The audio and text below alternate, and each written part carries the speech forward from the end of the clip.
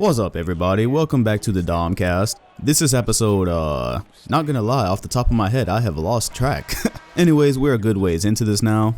And the link to find this show on iTunes and Spotify is in the comment section and description. Obviously, it is a little bit easier to digest there, so if that's what you prefer, you know where to find it. And yeah, we got some good questions yesterday, so remember that if you want to be featured, just follow my Instagram, Dom_2K. Be on the lookout for my questionnaire every Thursday or Friday, then you can leave a question and you might appear here. So to go ahead and kick things off, first question is asking, what do you think about Jimmer Fredette's return to the NBA? And yes, if you did not hear, if you have not heard, Jimmer Fredette is back. Yes, after all this time, he is back in the NBA. I guess it's just coincidence that one of the videos I have coming out on my main channel, if you've been following my main, you know I've been doing a lot of videos about the draft, and we finally got to a video where Jimmer Fredette has made an appearance. So this was just perfect timing because I already had that video planned and he made it back to the NBA, so that made it kind of cool. But after doing that video, it gave me even more perspective and kind of respect for his journey because time flies. It's been a really long time since he was drafted. That was the 2011 NBA draft. Do you know how much has happened since 2011?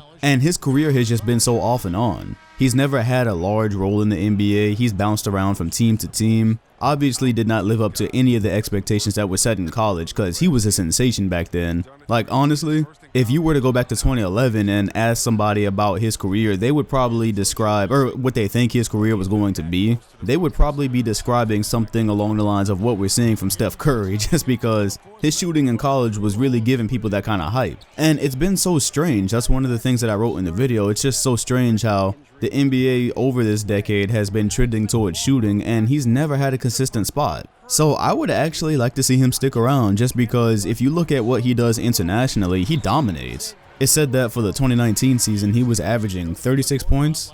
Yeah, 36 points a game in Shanghai. So it's obvious that at a basic level, the man can play, right? He can play the sport of basketball. He's clearly above the level of the competition that he's playing up there. And we will see what happens now. A player like Jimmer is the reason that whenever I'm doing those draft videos and I see a guy that's young but he's out of the NBA at the moment, that's why I always say don't be surprised if you see him back. Because the fact that this guy is from a draft 8 years ago and he's not been in the NBA now since 2016 and now he's back again, so that just shows you that if these guys stay consistent, then you just never know what's going to happen. Next question, Liam is asking, what would be a good idea for a new All-Star Weekend event and what would it replace? I guess this question would have it would have made more sense about a month ago, and I can't quite remember if I spoke about this somewhere, but I am kind of passionate about doing something with the dunk contest because as an avid NBA fan and as somebody who's always going to watch All-Star Weekend because it's a celebration of basketball, no matter how anticlimactic it might get, you know, I get this feeling that we roll up to the dunk contest every year and we understand that more than likely we're not going to be entertained. And then there's the one time, right, that we'll come and we'll get something like a Zach LaVine and an Aaron Gordon. But a majority of the time, it's going to be like this year where you're just kind of sitting there with a blank expression on your face. Guys are doing dunks that you've seen 100 times. They're messing up 1,000 times. In my opinion, it's either time for the dunk contest to go, or there's got to be some incentive to at least have the star players participate. Like, I can deal, we deal with boring dunks every year. I guess I can deal with boring dunks, but at least let it be the All-Stars. It's All-Star Weekend. Nobody cares. Nobody cares to come to the dunk contest and see these guys that casual fans wouldn't even know. Right, we know them because we keep up with basketball all the time, but average and casual fans are not looking forward to seeing guys from the Atlanta Hawks participate in the dunk contest right now. They're just not. And I understand the counter argument to that would be, oh, well, then in that case, we would have never gotten Zach LaVine and Aaron Gordon because they weren't all-stars that year. Yeah, but okay, I counter that with every now and then, right, after all these years, every now and then we'll hit the jackpot and get something like LaVine and Gordon. But most of the time, we're watching these guys who were no names to most people, and we're not getting anything entertaining. It's like the last dunk contest. There was only like 1 or 2 good dunks in the entire thing. My dream, which is never going to happen because he asked what would I replace it with or what would I add, I would die if we had one-on-one games. Things like you see, have you guys ever seen the Team USA footage where they're playing the game and all the stars are just going at each other? You see like Paul George and Kevin Durant trying to score on each other.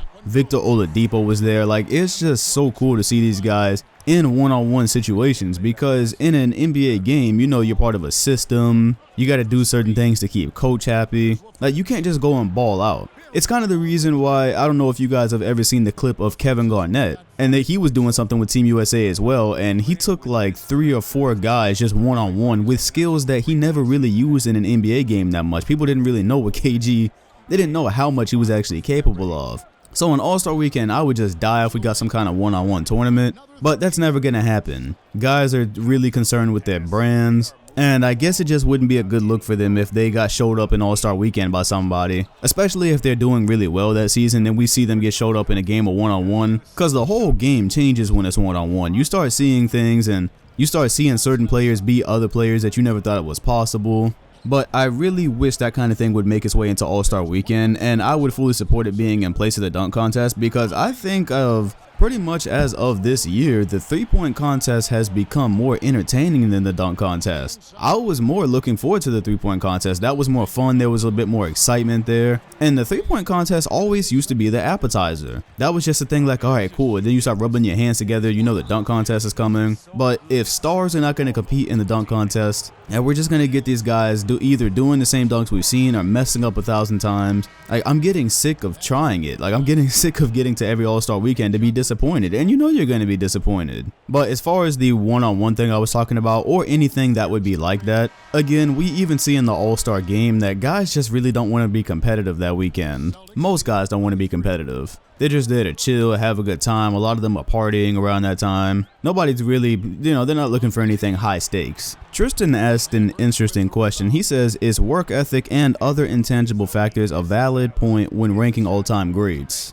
And I took that question because that actually just came up in my Kobe Bryant video, the Kobe Bryant draft video, or at least I gave it a small mention, basically where I was talking about how Iverson and Kobe were all-time greats. For a little bit at the beginning of their careers, Iverson was probably considered better, but I mentioned how obviously Kobe had the way better career and that he was a much harder worker than him. However, the hard work leads to the results that ends up being the thing that we actually rank players off of, right? Is the results of their career, not really just how hard they work, because there's plenty of guys in the NBA that work very, very hard and they're just not as good as some of the other guys. So it's way more about the result. Kobe Bryant's legendary work ethic alone wouldn't have got him the ranking that he has. It's what it led to. It's the 5 championships, the being able to play through ridiculous injuries, hitting incredibly tough shots. All that type of stuff is what it led to, but the work ethic alone is not really what you rank the player off of. But they're very connected. Like, I'll give you a great example. Shaquille O'Neal, he's perfect for this. O'Neal has admitted himself that he was not really a hard worker in practice. He said he wasn't going to play hard in games and practice really hard. But that always leaves us wondering, well, what if he did work really hard? Because at a certain point in his career, he started to get really out of shape, and you have the feeling like if he had some type of Kobe Bryant type work ethic, I can't even imagine what that would have looked like. However, we don't rank Shaq based off of the work ethic alone, because he's still probably the best big man ever. Even if he's not, he's like right there with Hakeem. But that's why I say it's correlated. Like, this is an obvious thing, because if he had a Kobe Bryant type drive, obviously he probably would have passed Hakeem. He would have been healthier for longer. He wouldn't have gotten so out of shape. Would have probably saw more seasons like the MVP season in 2000. So yeah, they're correlated, but the work ethic has got to lead to results that we actually then rank them off of. As far as the other intangible parts of it, that's where you'll probably start talking about things like mentality, and people feel different ways about mentality. The thing that I don't get though is how people think that it doesn't matter, because you often hear that, right? People think Kobe's killer mentality is BS. I've seen people say killer instinct is not a real thing. But mentality and the mental part of basketball, that's absolutely a thing. That's huge. If you get on a court and you have all the talent in the world, but you're a more passive type player, there's going to be situations where you're not going to be as great as you should be. Mentality is literally the reason that people that played against both Kobe and LeBron, a lot of them say that, yeah, LeBron is overall a greater player, but a lot of these guys, again, who played against them, they'll either take Kobe or they say they'd rather play with him because they played against both of them, and they see the difference in mentality sometimes was that LeBron would get passive. Earlier on in his career, if you could push him out and make him uncomfortable, maybe you wouldn't have to worry about him as much. Whereas Kobe was coming at you regardless. He was coming at you the entire night. That's mentality. And I just don't understand how people could come and say that that doesn't count. Because just like how work ethic is correlated into the type of result that you're going to get, mentality is also correlated into the type of result you get. But then again, I guess that would make them not one in the same, but I guess we would have to judge it the same then, because if you have a killer mentality but it's not leading to anything good, then obviously we're ranking you based off of the result that your mentality gave you, not the mentality itself. So yeah, it all counts for something basically. Speaking of Kobe Bryant, I have a question here that says, how different would Kobe's legacy have been if he never got traded to the Lakers? That was probably asked because he saw the video that I did. I did the Kobe Bryant draft video a couple of days ago.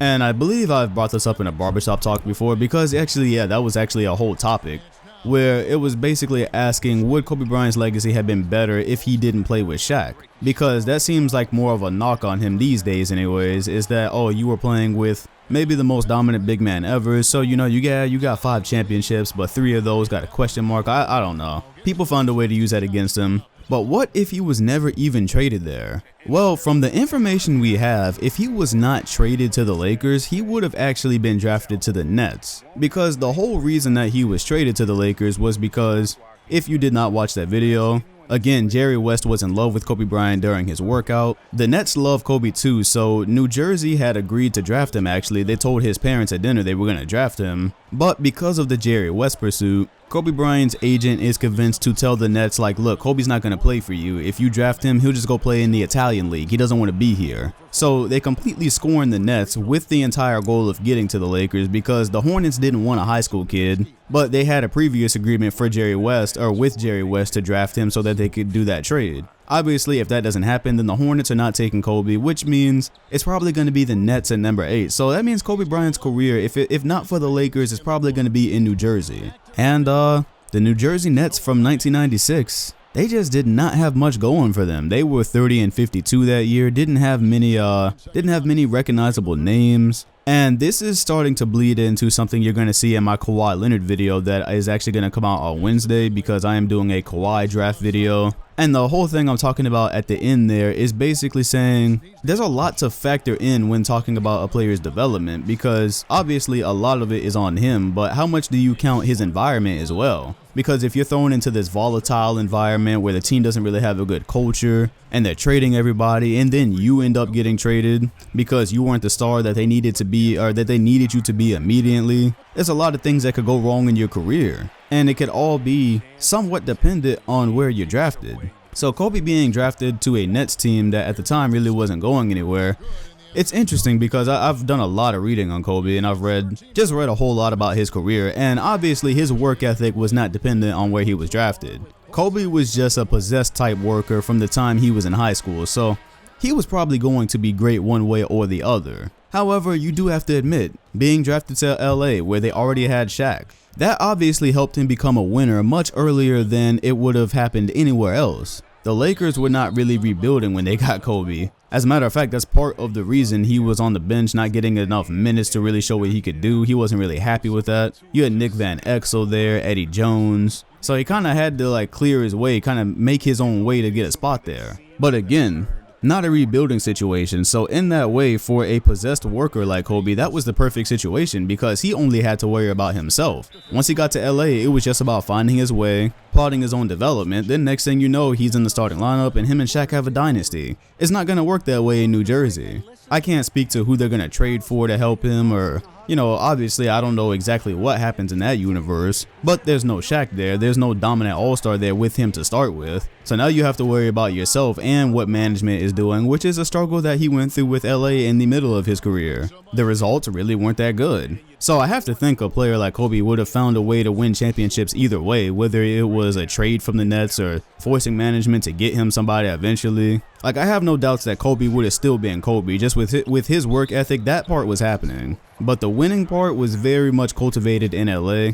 And there's no doubt in my mind that there would have probably been a less perfect outcome on a different squad like the Nets. Colin is asking, will Derrick Rose actually win 6th man or most improved player, or will someone else take it? Yeah, you know, as much as I love Derrick Rose, I think this year you're looking more in the direction of like a Lou Williams, Montrezl Harrell type direction. First off, you know, there's no way to even overstate what Derrick Rose has done this year because his career began to fall apart at the start of this decade. So we were in 2012 when he had his first injury. Just think about how much of his career has been wasted to injury. When you say it like that, 2012 is when he got hurt. So in a couple of months here, it'll be 7 years ago was the first injury. And his career has never been consistent all over that stretch up until now. And for him to even have the will to come back the way that he has and to perform the way that he has, that's incredible. However, being on this Wolves team that is not in playoff contention anymore, and now he's actually out for the season. I don't know if you heard something about a chip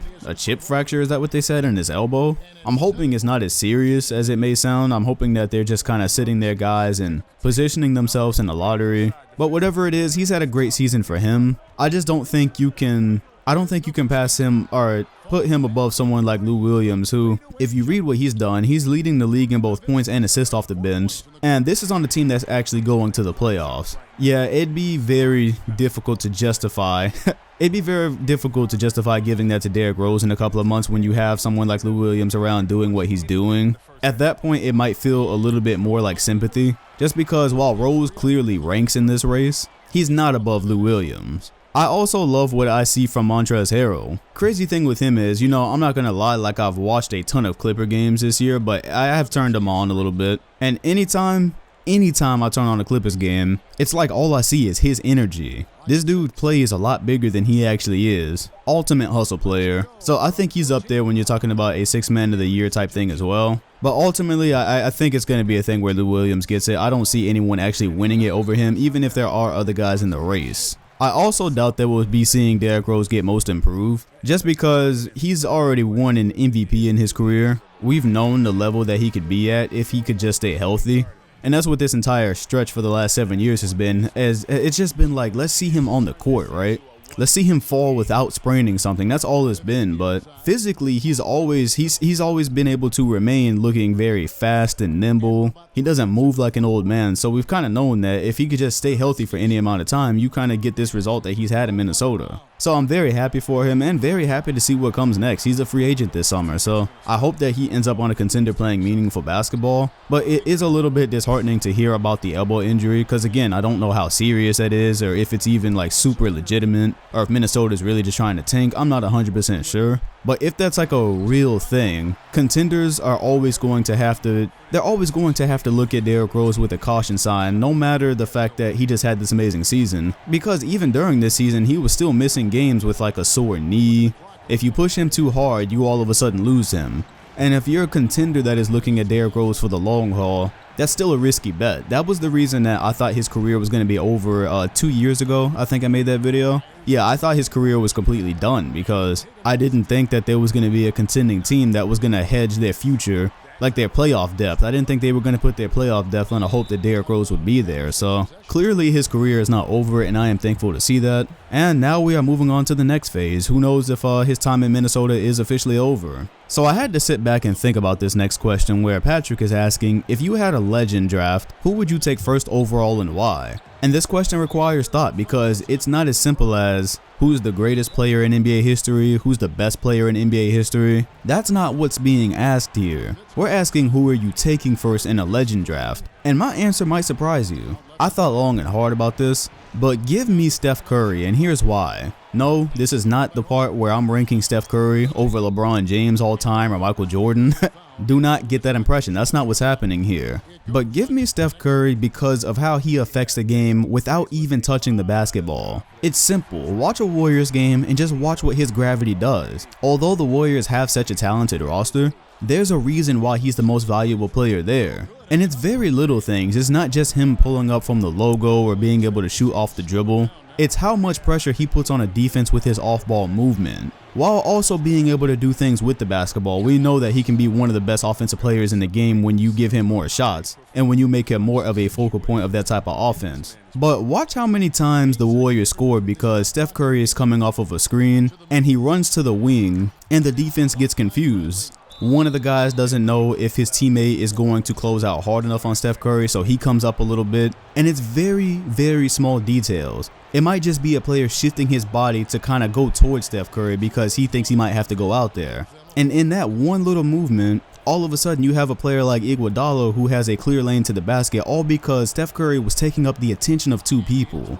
And he's just that dangerous. They know that if he's not accounted for, then it's probably 3 points. That's a ridiculous type of gravity. That happens all over the court all the time. If he doesn't have the ball, where, by the way, he's one of the most dangerous players in history with the ball, but even if he doesn't have it, he's moving all over the court and dragging the defense out of all types of swords. So I feel like if I start my team with Steph Curry in a Legends draft, I feel like the bar for who else I have to have on my team is probably a lot lower. Because that's what you have to think about in a fantasy draft, right? Is you get the first pick, then you have to think about who's going to be left. No player in history has the gravity that he has. And then we have what we saw in the 2016 season, which was just one of the most impressive things I've ever seen. We know that we can give him the ball, and if he's healthy, he can just go all the way off. He can hit shots that you wouldn't see from any other player in history. They would be terrible shots. Guys would be benched for shooting the same shots that Curry shoots. So if this is an all-time draft and we have a bunch of legends, I feel like if I just start with Curry, the rest of my job is easy.